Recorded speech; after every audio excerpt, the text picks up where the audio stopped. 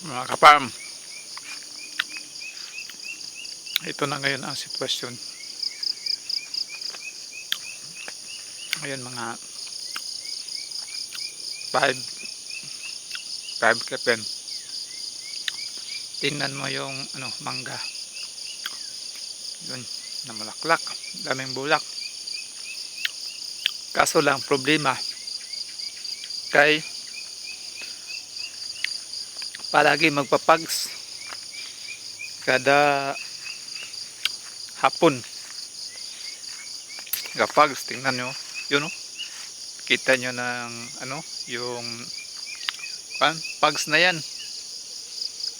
Dan kasi diyan sa unahan makikita mo yung kalsada doon. Hindi mo na makikita dahil sa pags. Papunta na ang pags dito sa amin. Dito sa kamanggahan namin. Kada kada hapon pupunta ang pags dito. Kaya yung yung mangga inisprehan namin, maganda sana ang bulaklak pero wala na, hindi naka-fruit dahil sa pags. Kasi magpipres ngayong taod-taod taod-taod ano bang pa sa taod-taod na ito, maginaw na yung mangga, ma-fresh yung mangga, parang yung bulaklak ng mangga na fresh, nalanta yung yung tawag doon, yung mga botel ng mangga nasisira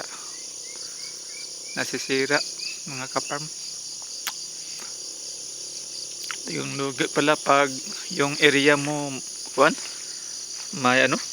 may pags, wala, luging lugi. Tingnan mo yung motor mong motor pero ang hindi mo makikita ang daan. Ay nako pala, mahirap pala mahirap pala pag yung panahon na ang kalaban mo, wala na pag panahon ng kalaban mo, wala tayong magagawa. Lasing ko na ngayon. Ang mingaw-mingaw mga kaparm.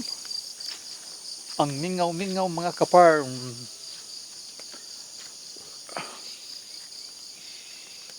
Yung bahay namin, walang kuryente.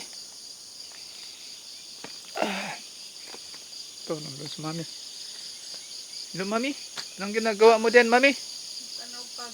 Nagtingin-tingin siya ng nung pags. Aakyat ako diyan. Ako'y. Daming okay. Daming namigas. Yeah.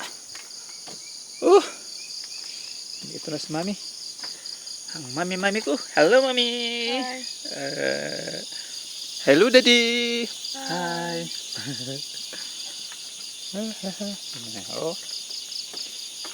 Dito kami mag-standby, magtingin doon.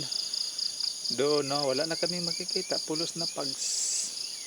Ang ginaw na ngayon dito sa amin, tingnan mo yun doon. Tingnan mo yun doon. May mangga naman doon, Okay. Wala.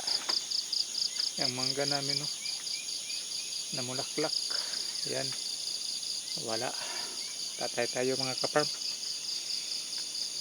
Okay, dito lang muna tayo.